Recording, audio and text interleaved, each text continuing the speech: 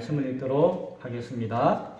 갇힌 중에서 나은 아들 오네시모를 위하여 내게 간구하노라. 그가 전에는 내게 무익하였으나 이제는 나와 내게 유익함으로 내게 그를 돌려보내노니 그는 내 신복이라. 그를 내게 머물러 있게 하여 내 복음을 위하여 갇힌 중에서 내 대신 나를 섬기게 하고자 하나 다만 내 승낙이 없이는 내가 아무것도 하기를 원하지 아니하노니 이는 너희의 선한 일이 억지같이 되지 아니하고 자의로 되게 하려 함이라. 아멘. 구슬이 서만이라도 꿰어야 보배다 라는 이야기가 있죠. 무슨 말씀인지 아시죠? 예. 구슬이 한 말, 두 말, 세 마리면 얼마큼 되는지 몰라요. 이만큼 귀한 구슬이 있어도 그 구슬만 가지고는 뭐 큰 가치와 그 의미를 잘 드러낼 수가 없다라는 것입니다. 그러나 그것이 하나하나 꿰어서 목걸이를 이루듯이 큰 그것을 하나의 상품으로 보배로 만들 때에 그것이 쓸모 있어진다, 의미가 있어진다 라고 하는 것이죠. 값어치가 있어진다 라고 하는 것입니다. 제가 97년도에 신학대학원에 입학해서 지금까지 설교자의 삶을 살았습니다. 얼마나 큰 은혜인지 모릅니다. 설교한다는 것은 은혜예요. 설교는 제가 성경을 알고 여러분에게 아는 채 알려주는 것만이 아니라 설교를 한다는 것은 그것을 준비하는 과정을 통하여서 하나님이 저에게 주시는 은혜거든요. 그래서 설교를 준비하고 설교 원문을 작성하고 그것을 위해서 기도하는 시간은 저에게는 축복된 시간입니다. 설교자는 그것을 통해서 하나님의 복을 받고 그것이 저에게는 참으로 감격의 시간이고 은혜의 시간입니다. 하나님의 생명력 있는 말씀이 저에게 먼저 내려와서 그 말씀의 은혜로 말미암아 제가 막 기뻐하고 즐거워하고 감사하는 시간입니다. 그리고 그 시간이 있고 난 다음에 그 말씀을 이제 청중들에게, 여러분에게 전하는 것이죠. 그래서 설교 한 편 한 편, 한 번 한 번의 시간은 정말 귀한 구슬과 같다라고 할 수가 있을 것입니다. 97년부터 지금까지 설교했던 설교문들이 거의 다 저에게 있습니다. 처음에는 원고를 이렇게 필기를 해서 남았던 원고도 있고요. 한 98년도부터는 이제 타이핑을 해가지고 컴퓨터로 이게 저장해서 남겨두기도 합니다. 그래서 저에게는 컴퓨터로 저장되어지고 있는 그 파일도 있고 또 하나는 출력해서 제가 동그라미하고 줄치고 메모하고 색연필로 칠하고 했던 그 원고도 저에게는 있습니다. 그것을 저는 잘 간직하고 있습니다. 한 10년 가까이는 그렇게 간직하였고 2009년도쯤 돼서 이제 안양에서 사회 갈 때부터는 이제 설교할 때마다 그것을 이제 영상으로 녹화해가지고 화질은 좋지 않아도 영상도 녹음되어지는 음성도 있습니다. 제가 설교를 잘해서 그렇게 원고와 파일과 영상을 남겼을까요? 그게 아니에요. 하나는 무엇인가 하니 스스로 말씀 앞에 성실하기 위해서, 진실하기 위해서 그것을 기록으로 남기는 그런 의미를 가지고 있고요. 또 하나는 그것을 통해서 주시는 하나님의 은혜가 저에게 있었기 때문에 그 은혜를 저장하고 싶은 마음이 있기 때문입니다. 하나님 주신 은혜를 놓쳐버리지 않고 간직하고 싶은 마음이 있었기 때문입니다. 그런데 이제 그것이 한 20여 년 흘러서 얼마만큼 많이 쌓였겠죠. 원고가 여기저기 많이 쌓였습니다. 찍어두기도 하고 넣어두기도 하고 했는데 정리가 안 됐어요. 그냥 여기 이만큼 쌓아두기만 했는데 얼마 전에 이제 정리를 하고 인천을 하고 하면서 그 원고들을 쫙 한번 모아봤어요. 우리 집사님 보셨죠? 예. 바닥에다가 쫙 깔고 모아봤습니다. 그리고는 그 구슬들을 꿰어보았습니다. 꿰어보았어요. 창세기는 창세기대로 1장부터 이렇게 모아보고 계시록은 계시록대로 1장부터 이렇게 모아봤습니다. 물론 모든 성경을 다 설교하지는 못했어요. 그리고 우리 기쁨의 교회를 통해서 제가 소망하는 것이 있다면은 모든 성경을 다 처음부터 하나하나 이제 설교하는 말씀의 은혜를 받고 나누는 시간이 있었으면 하는 소망을 가지고 있습니다. 그런 기회가 있겠죠. 그런데 그게 꿰어가지고 모아서 정리해서 책꽂이에 꽂아보니까 어이구 그것도 꽤 많은 양이 되더라고요. 그래서 하나님 주신 은혜의 말씀을 이렇게 감격해하면서 바라보는데 그런데 그 66권 가운데 거의 모든 성경은 최소한 한두 번 이상은 설교를 했는데 모든 본문은 아니지만 딱 한 권이 한 번도 설교한 기억이 없고 설교를 안 했던 성경이 있었습니다. 그게 뭔가 하니 오늘 저와 여러분이 읽었던 빌레몬서의 말씀이었습니다. 그 한 장밖에 없고 양이 적고 중간에 끼어 있어가지고 이 성경을 제가 모르는 것은 아닌데 설교는 안 했던 것 같아요. 최소한 원고로 남겨서 기록으로 남기지는 못했던 것 같아요. 그래서 저는 이번 한 주간에 빌레몬서 말씀을 묵상했습니다. 하나님, 빌레몬서를 통해서 저에게 주시는 말씀이 있는데 제가 그것을 구하지 못했네요. 구하니까 주세요. 라고 하면서 말씀을 묵상하고 설교를 또한 준비하였고 한 주가 됐는지 두 주가 됐는지 당분간은 이 말씀 묵상한 것을 가지고 나누어 보고자 라는 생각을 하게 되었습니다. 빌레몬서는 몇 장이라고요? 한 장. 종이도 한 장. 몇 절일까요? 25절. 절도 작습니다. 가장 짧은 성경은 따로 있겠지만 한 장짜리 성경이 또 있잖아요. 빌레몬서도 참 작은 내용 가운데 있습니다. 로마에서 감옥에 갇힌 바울이 옥중서신, 감옥에 갇혀서 교회에 쓴 편지가 4권이 있습니다. 갈라디아서, 에베소서, 빌립보서, 빌레몬서입니다. 그 중에서 갈라디아서와 에베소서와 빌립보서는 그 교회, 갈라디아 교회, 빌립보 교회, 에베소 교회를 향해서 쓴 편지였는데 유독 하나 빌레몬서만 개인에게 쓴 편지였습니다. 교회에게 쓴 편지가 아니고 한 개인에게 쓴 편지였죠. 그러나 그 감옥에서 힘든 와중에서 한 개인에게 쓴 바울의 편지이기 때문에 그 의미가 새롭게 다가오는 것 같습니다. 빌레몬이라고 하는 사람이 어떤 사람인가? 자, 이 한 장 내용을 제가 간단하게 설명해 드릴게요. 이 빌레몬은 바울이 에베소에서 강론하고 복음 전할 때에 바울을 만났던 사람이에요.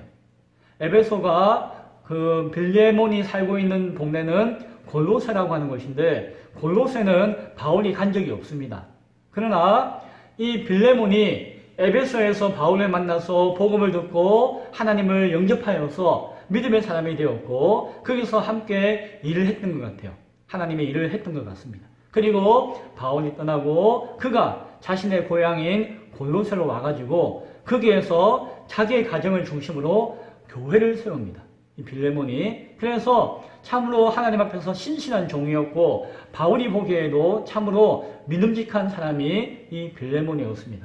성경에 보면은 그의 아내라고 추측되어지는 아비아와 그의 아들이라고 추측되어지는 아기뽀에게도 함께 안부를 전하고 있는 것을 보게 되었습니다. 그런데 이 빌레몬서 편지 안에는 중요한 인물이 한 사람 나오는데 그 인물은 오네시모라고 하는 인물이었습니다. 이 오네시모는 어떤 사람인고 하니 그 빌레몬이 좀 부자였거든요. 형편이 좋아가지고 종들이 있었는데 그 집에 종으로 있던 사람이 오네시모였습니다. 이제 다른 말로 하면은 노예였죠. 노예. 노예라는 말과 종이라는 말이 조금 차이가 있지만 이제 비슷한 의미로 사용되어집니다. 그가 빌레몬을 통하여서 믿음을 가지었을 확률도 높아요. 온 식구들이 믿음을 가졌으니까. 그런데 믿음을 가지고 난 다음인지 믿음을 가지기 전이었는지는 정확하게 알지 못하나 이 오네시모가 자기 주인인 빌레몬을 떠납니다. 떠나서 누구에게 가는 거 아니? 누구에게 간 것도 아니죠. 그 당시에 가장 큰 도시였던 로마로 갑니다. 그래서 저 시골에서 상경해가지고 서울로 가는 것과 같이 이렇게 떠나가게 되어집니다. 그런데 이 오네시모가 로마에서 누구를 만나는 거 아니? 바울을 만납니다. 바울을 만나는데 바울을 만나서 그가 복음을 들었는지 아니면 이미 복음을 듣고 알고 있다가 바울을 만났는지는 성경에서 정확하게 이야기하고 있지는 않지만 이 오네시모는 바울을 만나게 되어지고 바울을 통하여서 하나님의 일을 감당하는 일꾼이 되어집니다. 그래서 현재 바울이 감옥에 갇혀 있는데 로마의 감옥에 갇혀 있는데도 늘 바울을 시종 들고 바울의 형편을 살피면서 바울을 대신해서 바울이 하던 그 복음 사역들을 감당하는 훌륭한 일꾼으로 서 있는 것을 보게 되어집니다. 그런데 오늘 성경을 보니까 이전에는 그가 무익한 사람이었다라고 이야기합니다. 그런데 지금은 참으로 유익한 사람이 되었다라고 이야기하죠.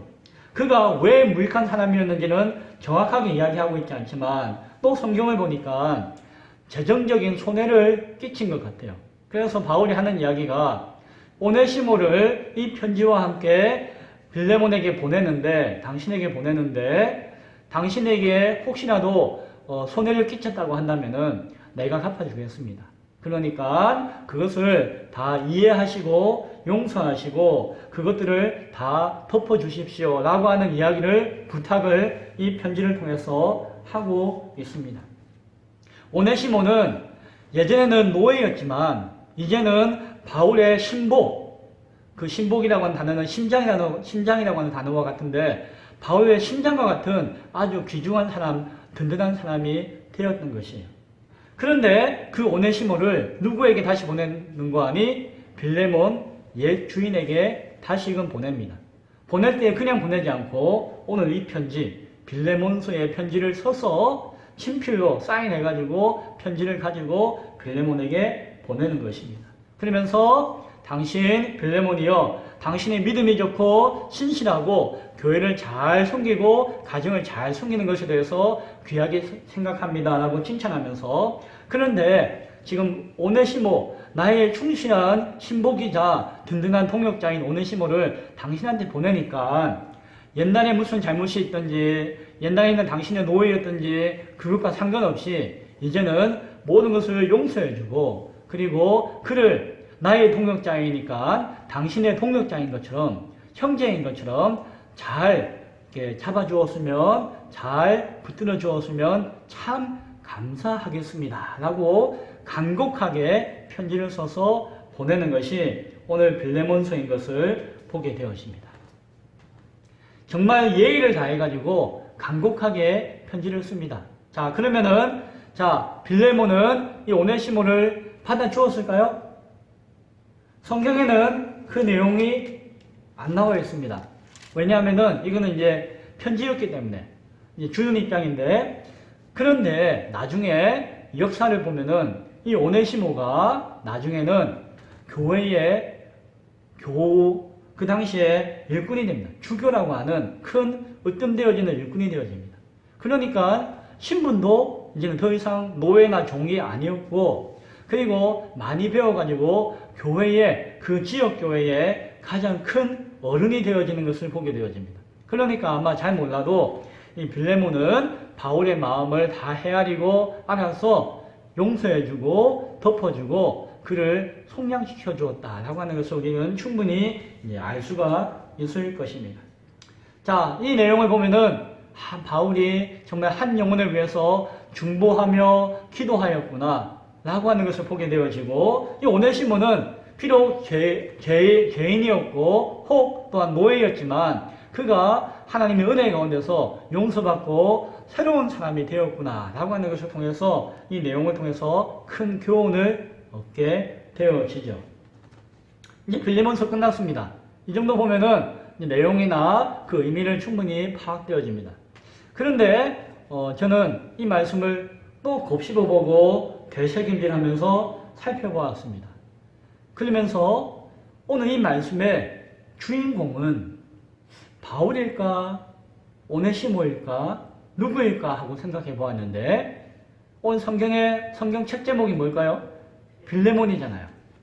빌레몬이 주인공이구나 라고 하는 생각을 하게 되었습니다. 물론 책 제목 때문은 아니지만 빌레몬이 주인공이구나. 이 빌레몬을 통해서 주는 하나님의 메시지가 있겠구나 라고 하는 생각이 제 마음 가운데 찾아왔습니다. 앞서 이야기했던 저에게 주시는 하나님의 은혜였죠. 하나님의 은혜의 깨달음이었죠. 그러면서 오늘 저희가 깨달았던 그 말씀을 여러분과 함께 잠깐 나누고자 합니다. 14절에 보니까 바울이 빌레몬에게 이야기하기를 너희의 승낙이 없이는 내가 아무것도 하기를 원하지 아니한다 라고 이야기하죠. 그리고 너희의 선한 일이 억지같이 되지 아니하고 자의로 되게 하려 함이라 라고 이야기합니다. 자, 바울은 지금 오네시모를 보내면서 빌레몬에게 오네시모에 관한 이야기를 합니다. 그런데 이 모든 이야기와 부탁에 대해서 먼저 요청하고 전제하는 것이 있는데 무엇인가 하니 당신 빌레몬이여 나는 당신이 승낙할 때에만 내 뜻이 이루어지길 원합니다.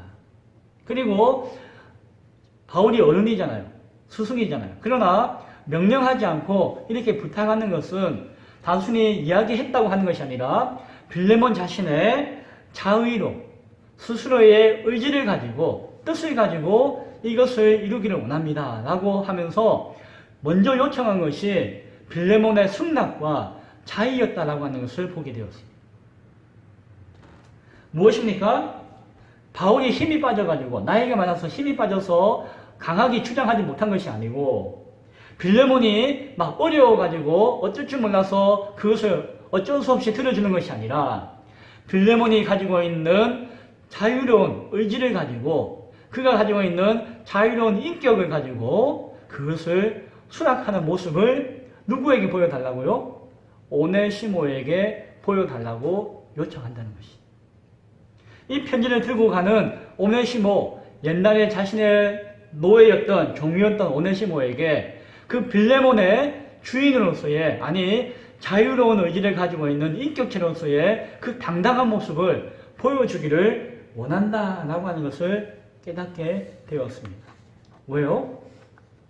오네시모는 복음을 받았습니다. 영생을 얻었습니다. 구원을 받았습니다. 그리고 바울의 정말 수족과 같이 귀중한 사명을 감당하는 그 일을 감당하는 사역자로서 세움받았습니다.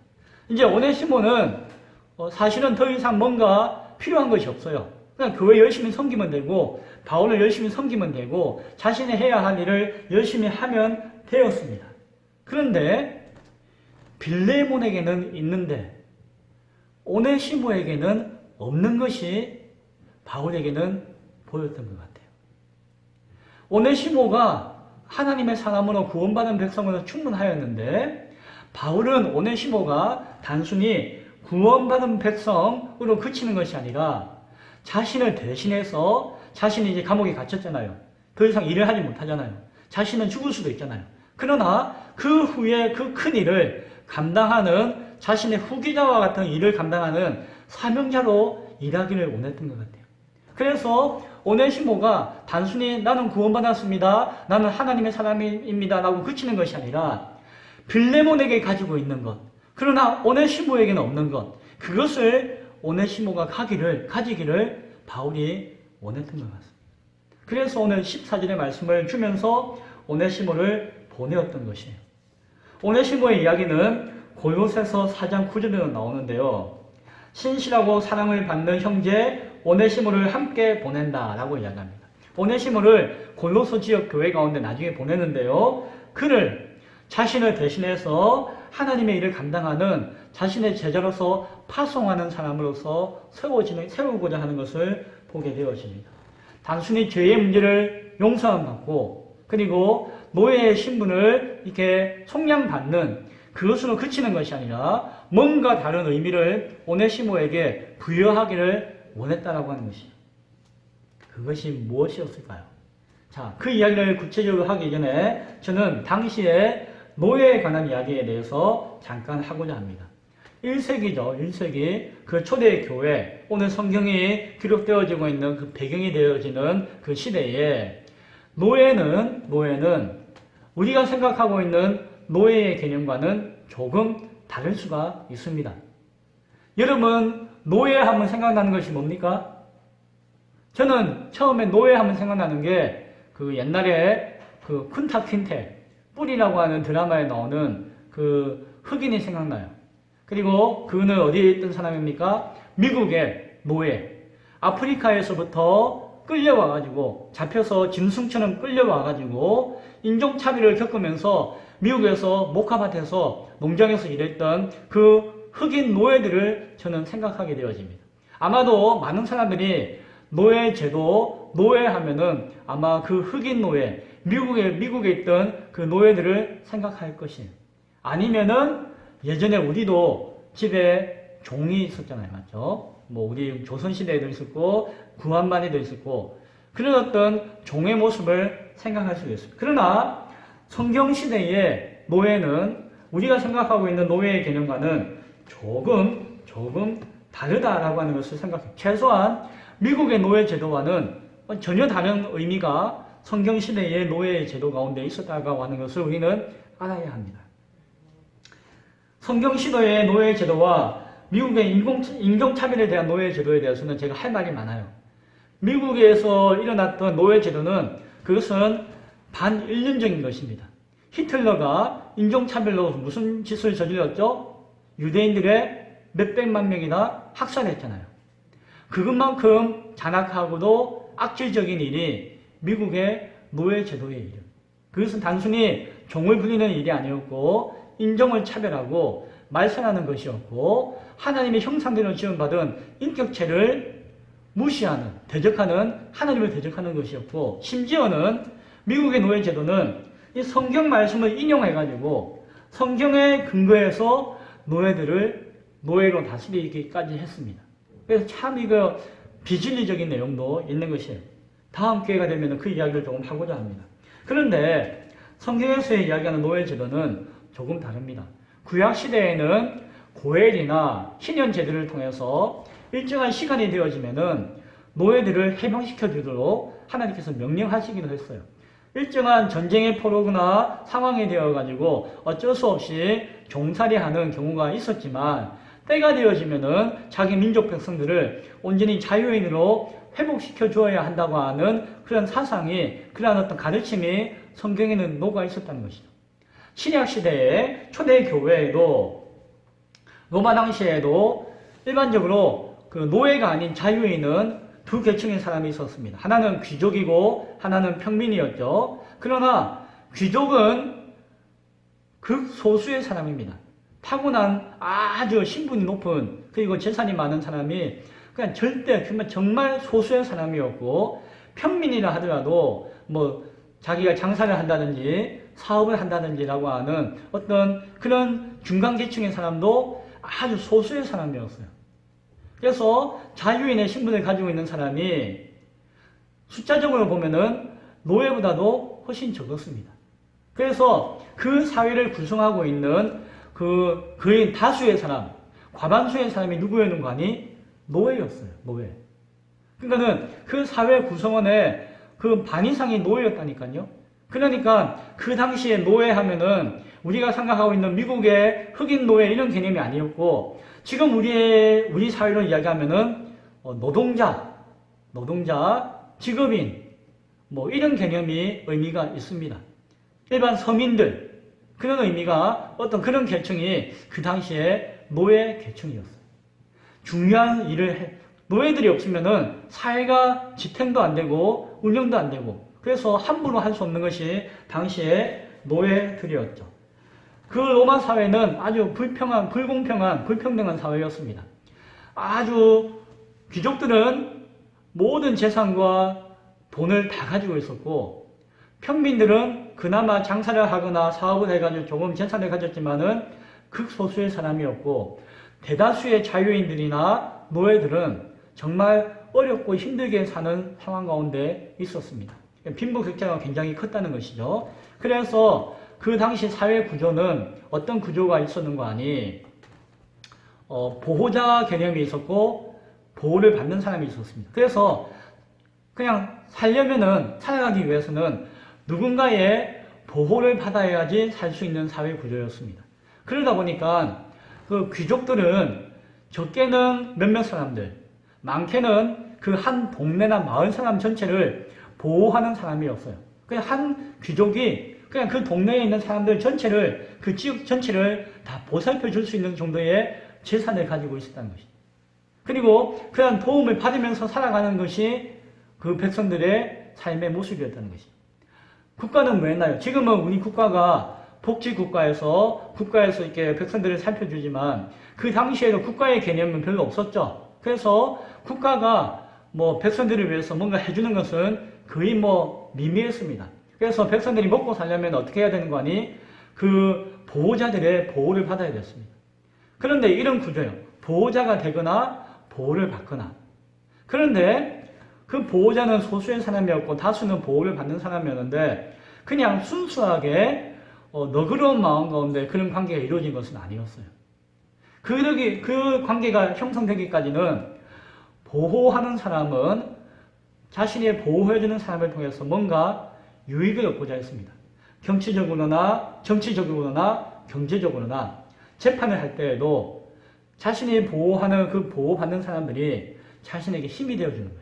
그래서 재판을 하면은 자신의 보호자가 재판을 하면은 그 보호받는 사람들이 가가지고 배심원이 되기도 하고 막 청중이 되어서 막 응원하고 박수 쳐주기도 해가지고 그렇다 아유 잘났다 막 하면서 응원을 해주는 것이에요. 그래서 이 보호자는 자신이 물질적인 혜택을 제공해 주지만은 보살펴 주지만은 그 사람들의 백성들의 칭찬과 격려와 응원을 받으면서 자신의 어떤 지위와 역할들을 누리는 그러한 관계가 형성되어 있었다라고 하는 것입니다.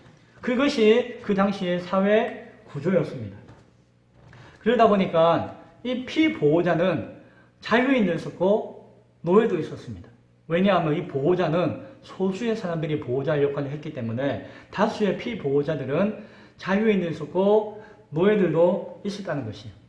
그 당시는 자유인들도 노예를 가지고 있었겠죠. 노예를 소유한 사람이 있었는데 그 평민들이나 노예나 겉으로 보기에는 큰 차이가 안 났습니다. 옷 입고 다니는 것이나 행동하는 것이나 사는 모습이 별 차이가 안 났다는 것이에요.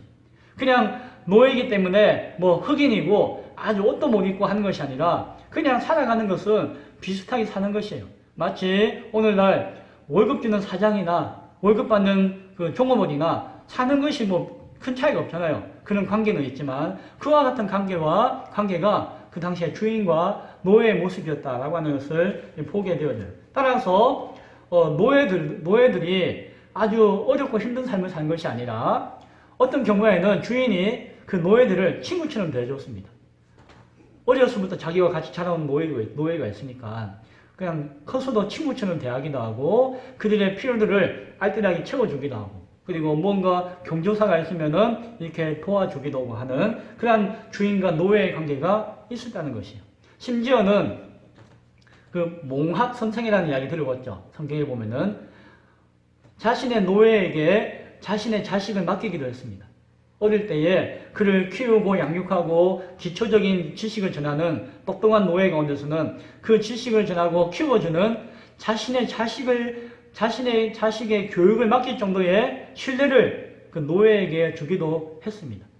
그런 사람들을 몽학 선생이라고 이야기하기도 했죠. 그래서 물론 경우에 따라서는 노예들이 주인의 억압을 받거나 핍박을 받거나 아주 어려움을 당하는 경우도 없지 않아 있었습니다. 그러나 당시에 법이 주인이라고 하더라도 함부로 노예를 해하거나 생명을 빼앗거나 해서는 안 된다라고 하는 법도 그 당시에 있었다고 해요.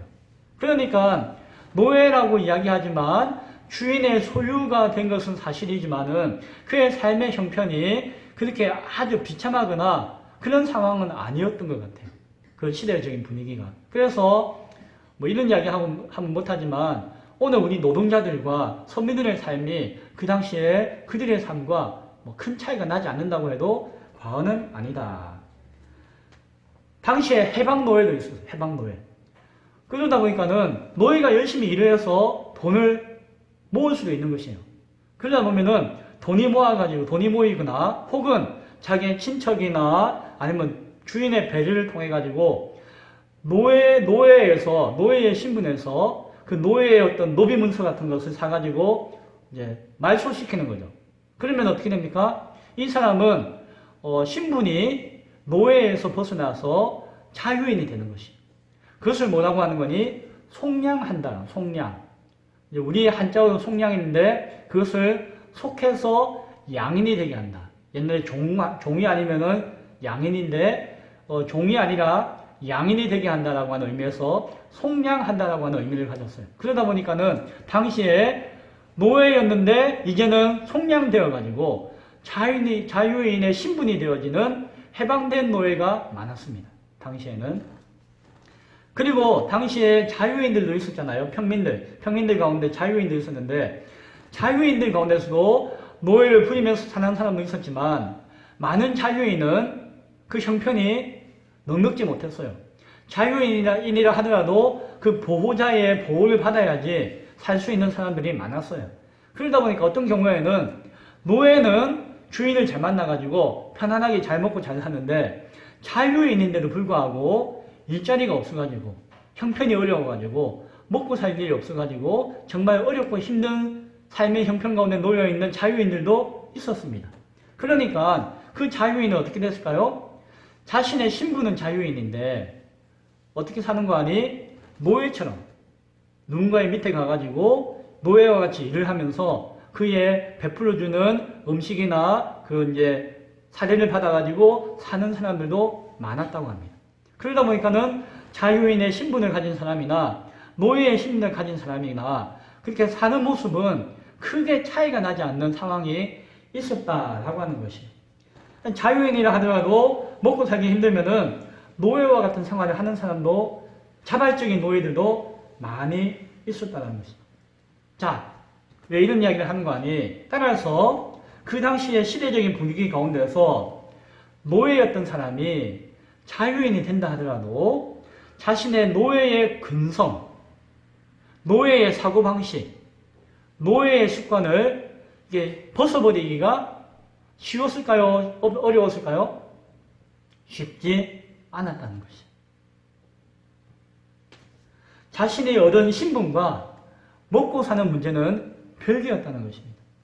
자신은 신분은 자유인이 되었는데도 불구하고 자유인이 되었음에도 불구하고 먹고 살려고 하다 보니까 노예와 같은 삶을 살 수밖에 없었고 자신의 신분은 자유인이나 자신의 사고는 옛 노예의 습성과 습관과 삶의 모습과 동일한 모습으로 살아가는 사람들이 많이 있었다라고 하는 것이. 남들도 다 그렇게 사니까. 뭐 이게 사는 것이 모습이 다 그러니까. 이게 뭐 내가 자유인이라고 하는 게 중요하냐? 먹고 사는 게 중요하지. 그것은 삶의 문제였지만 또 하나는 자유로운 의지의 인격에 관한 문제였습니다. 내가 자유인이 되었지만 자유롭게 생각하고 의지하고 판단하고 자유로운 인격을 가지고 살 수 있는 존재였지만 그렇게 하지 못하는 삶의 모습이 있었다는 것이.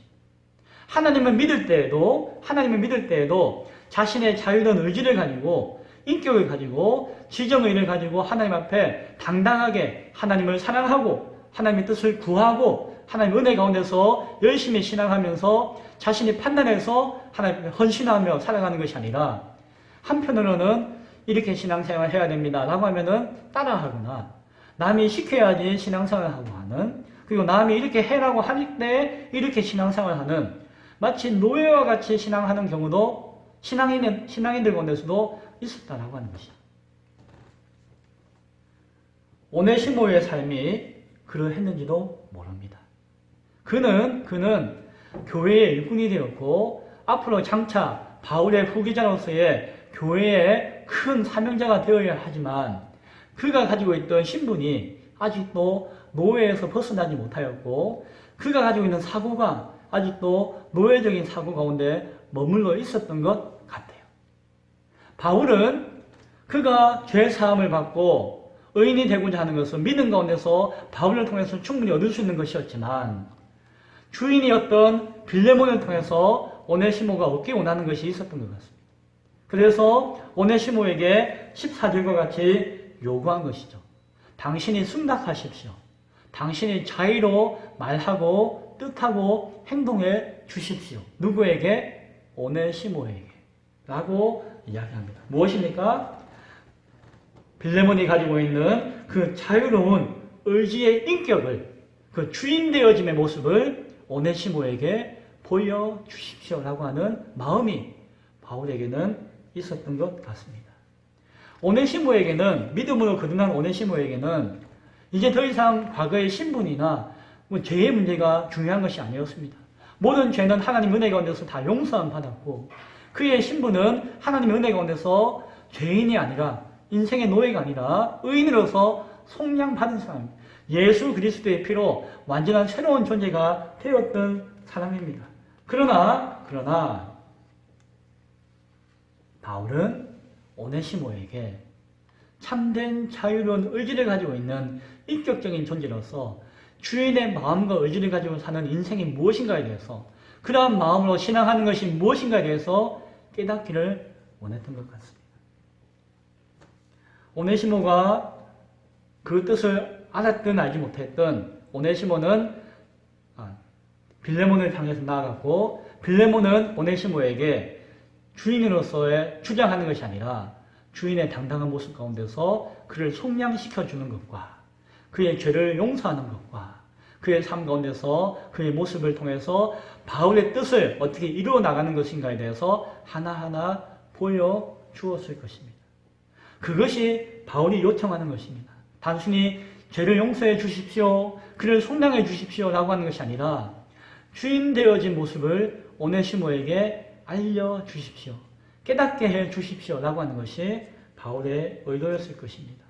저는 그 깨달음을 오늘 말씀을 통해서 보고 듣게 되었습니다.